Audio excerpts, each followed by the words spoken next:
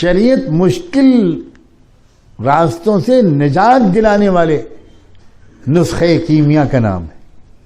خداوندی نسخہ ہے یہ کسی انسان، کسی حکیم، کسی انٹلیکچوئل، کسی فلسفی نے نسخہ نہیں لکھا. یہ اس رب نے لکھا ہے جس سے زیادہ انسانوں کی فطرت کو جاننے والا دنیا میں اور کوئی نہیں ہو سکتا، اس لیے کہ اس فطرت کو اللہ ہی نے بنایا ہے.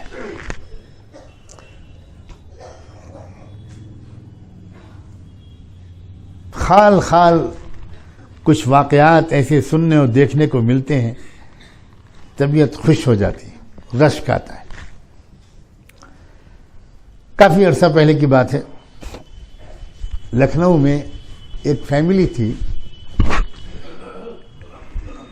جن کے جو فیملی کے سربراہ تھے وہ فوج میں کرنل تھے، اور فوج میں رہنے کی وجہ سے یا کیا وجہ ہو اللہ بہتر جانے، زندگی اور پورا گھرانہ بہت ہی زیادہ مغرب زدہ ہو گیا. ڈانس اور میوزک اور ڈرنکنگ سبھی ہوتا تھا. اللہ کا کرنا کہ کرنل صاحب کا انتقال ہوا، اور اس کے بعد کوئی چھوٹا سا واقعہ سبب بن گیا، اور کرنل صاحب کی بیوہ اور ان کا ایک ہی اکلوتا بیٹا، دونوں کی زندگیاں بالکل بدل گئیں، اور دونوں کی زندگیوں میں تقویٰ آ گیا، اللہ کا دھیان آ گیا، اسلام کے احکام کے مطابق زندگی گزارنے کا رواج آ گیا. بیٹا ان کا تعلیم مکمل کر کے امریکہ چلا گیا.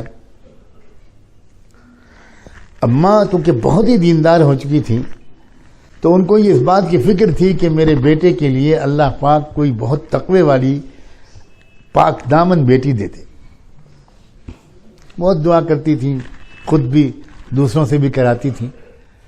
اللہ نے ان کی دعا سنی، اور ایک عجیب و غریب طریقے سے ایک لڑکی کی طرف ان کی رہنمائی ہوئی. بہت عجیب، یہ ایسا ہر ایک کو نصیب نہیں ہوتا.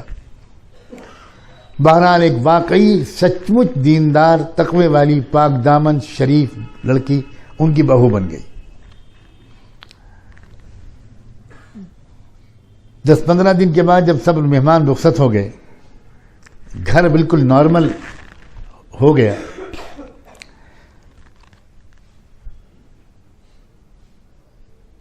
تو ایک دن ان محترمہ نے اپنی نئی نویلی بہو کو بلایا.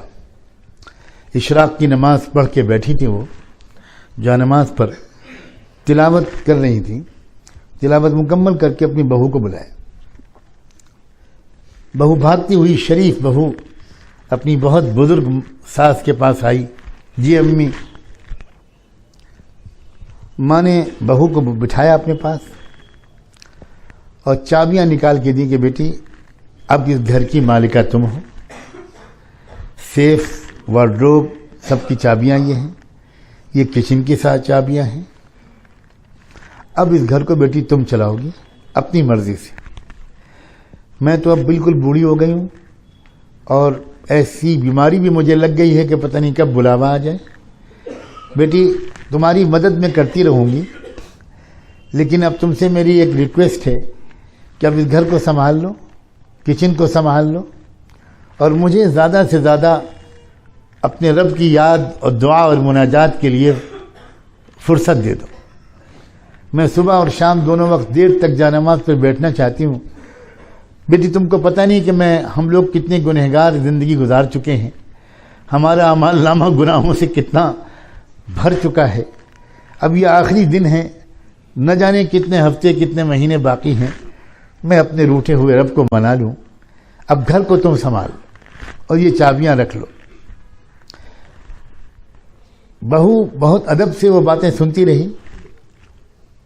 بات جب مکمل ہو گئی ساس کی، تو اس بہو نے کہا امی یہ چابیاں آپ ہی کے پاس رہیں گی، گھر کی پورا نظام آپ کے حکم کے مطابق چلے گا، میں خدمت کروں گی، آپ کو کوئی کام نہیں کرنا پڑے گا، میں آپ کی باندی اور کنیز بن کر آئی ہوں، میں انشاءاللہ آپ کو کوئی شکایت موقع نہیں دوں گی، لیکن چابیاں میں قبول نہیں کر سکتی۔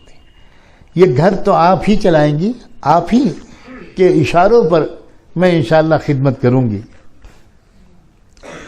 خوش ہو کر ساس نے بہو کو اپنی گود میں لٹا لیا، کہا اللہ ہر بیٹے کو تمہاری جیسی شریک حیات دے۔